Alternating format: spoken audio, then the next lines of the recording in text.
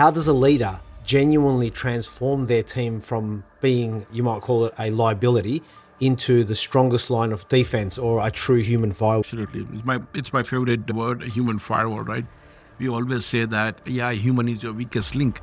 But as a matter of fact, human is your strongest link as well. So how do we prepare our workforce and make them a strong link rather than calling them and demotivating them? There you are the weakest link. Of course, humans are dumb. That goes with your podcast, right? Dumb ways to get hacked. Yeah, absolutely.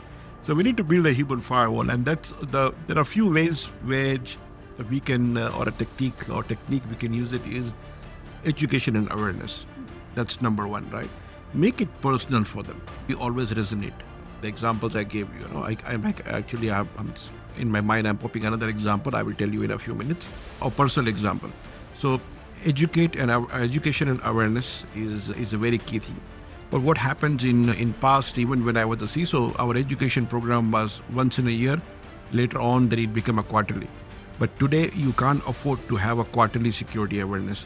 It has to be on a much more regular basis, frequent basis, but it may not have like here is a 30 minutes training of your security awareness every quarter. No, it doesn't work any longer.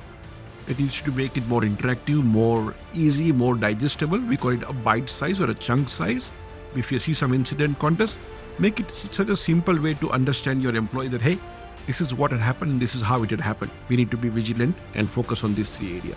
Keep it very simple, keep it understandable in the layman language they can understand, and which they can implement in their personal life as well. Again, going back to the MFA, we keep pushing the day. Use your personal phone for Authenticator app. We are not going to take any data from it's just for authentication. But tell them that you should be doing the same thing for your personal accounts as well. Your Gmail, your Facebook, your LinkedIn, your Instagram and whatnot. Do you have an MFA? If you not, this is what's going to happen.